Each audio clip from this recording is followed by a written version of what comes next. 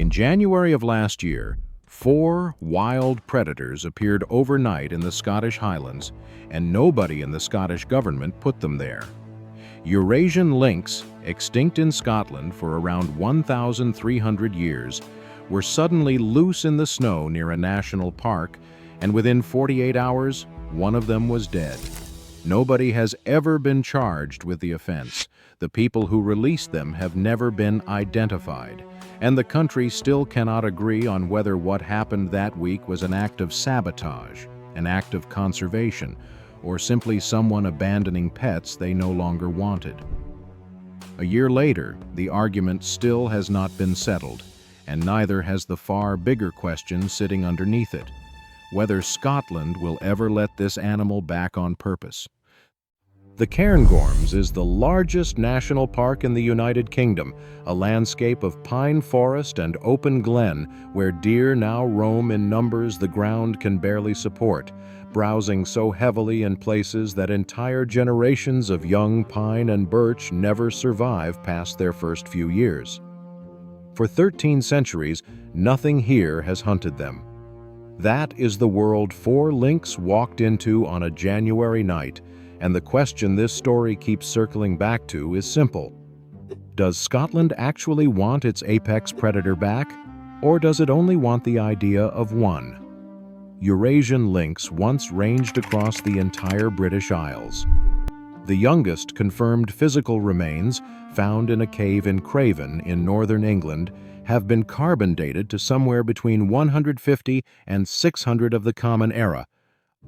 A Welsh poem from the 7th to 10th century describing a hunting scene in Cumbria contains what scholars believe is one of the last written references to a lynx in Britain. After that, the species disappears from the record entirely. No final sighting, no last kill. It simply stopped being part of the landscape, the same way wolves and bears eventually did, and Britain's forests reorganized themselves around a predator that was no longer there. Without lynx, or wolves, deer populations in Scotland grew unchecked for over 1,000 years. Red deer and roe deer now graze at densities high enough to prevent young trees from ever reaching maturity in large parts of the Highlands, stripping bark, browsing saplings down to nothing, and leaving soil exposed to erosion on slopes that once held ancient Caledonian pine forest. Conservationists call this a landscape stuck in arrested development, a forest that keeps trying to regenerate and keeps failing because the one animal that used to control browsing pressure has been gone for so long that almost nobody working the land today has ever seen what the alternative looks like. That is the world a coalition of rewilding charities has spent 6 years trying to change through entirely legal means. Since 2020, a partnership called Links to Scotland, involving groups like Trees for Life and Scotland the Big Picture, has been surveying the Highlands, consulting communities, and preparing the case for a licensed, government-approved reintroduction, the kind that requires years of ecological modeling before a single application ever reaches a minister's desk. Their own research suggests the region could support as many as 250 lynx.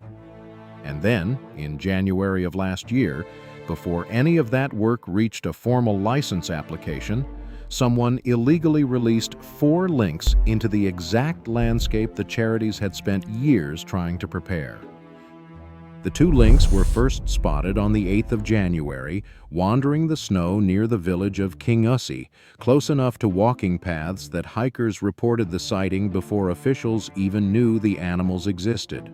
The Royal Zoological Society of Scotland set camera traps and baited humane traps, working with Police Scotland and park rangers through freezing overnight conditions. Within a day, both animals were captured. 2 days later, camera traps caught a second pair nearby, believed to belong to the same family group. Both were captured as well. Investigators searching the release site found something that changed the entire story: a pile of straw bedding, roughly 100 yards from where the lynx were found, containing dead chicks and porcupine quills. These were not wild animals surviving on instinct. They had been hand-fed in captivity, likely for months, possibly for their entire lives. That detail split the theories in two directions. A local member of the Scottish Parliament, Edward Mountain, suggested this might be, in his words, guerrilla rewilding, impatient activists trying to force reintroduction by simply doing it themselves outside any legal process.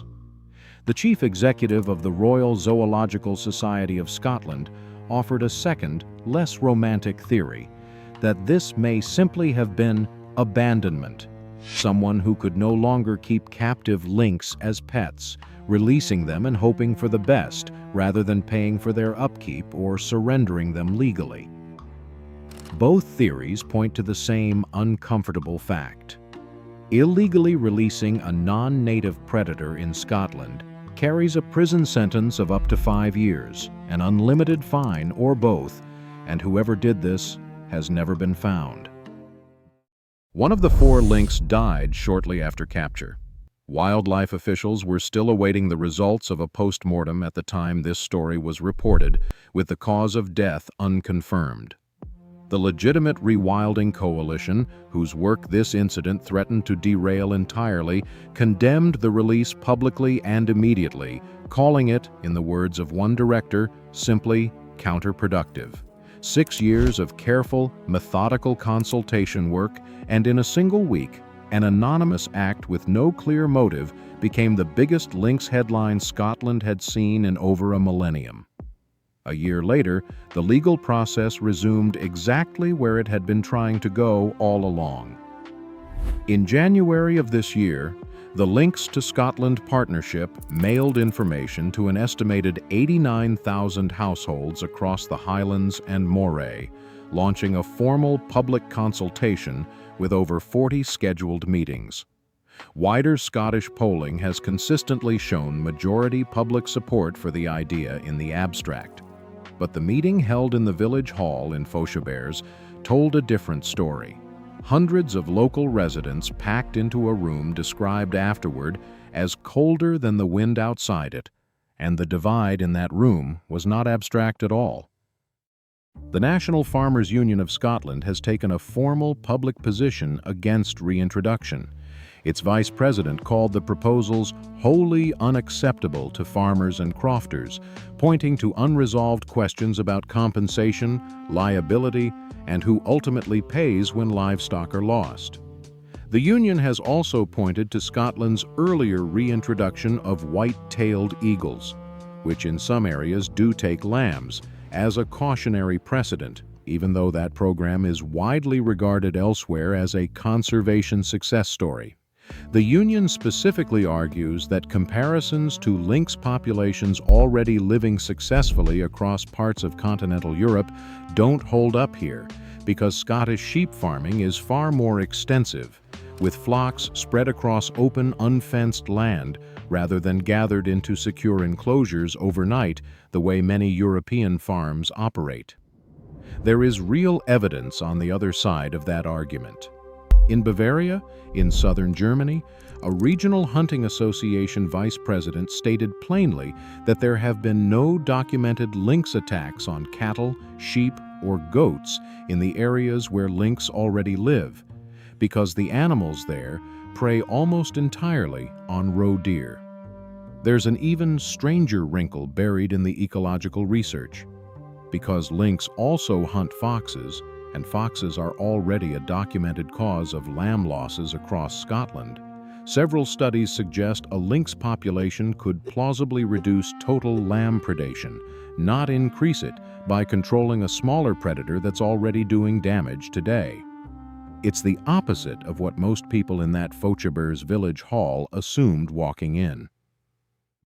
Then, in the middle of an active public consultation the government itself had helped set in motion, Scotland's Rural Affairs Secretary, Mary Goujon, delivered a statement that reframed the entire process.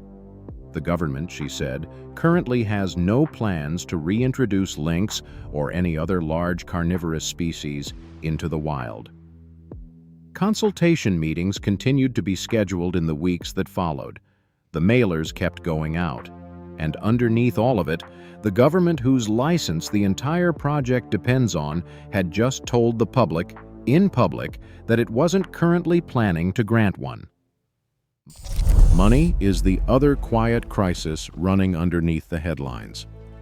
One of the project's own leaders admitted candidly during a public consultation that the coalition had almost run out of funding. With years of monitoring science, farmer compensation schemes, and staffing costs still needed before any lynx could legally be released. Reintroduction projects in Europe typically run for at least 5 years before they can even claim to be self-sustaining, and Scotland's would need to cover every one of those costs before a single licensed lynx ever set foot in the Highlands. A 6-year campaign, a formal government consultation reaching tens of thousands of households, and a project that, by its own leadership's account, is barely solvent enough to finish the process it started. So where does that leave the 4 lynx that started all of this? 3 of them remain in captivity at Edinburgh Zoo, their long-term future still undecided, possibly a return to a wildlife park near where they were originally found. The 4th is dead. Nobody responsible for releasing them has ever been publicly identified. And the country's actual sanctioned reintroduction process, the one that spent 6 years trying to do this carefully, is now caught between a funding shortfall and a government that just said, mid-consultation, that it has no current plans to let this happen at all. 1,300 years of absence, 6 years of careful planning, one anonymous act nobody has claimed, and a government still saying not yet. If Scotland eventually decides to bring the lynx back on purpose, that decision hasn't been made yet. If you found this story fascinating, hit subscribe for more stories like this.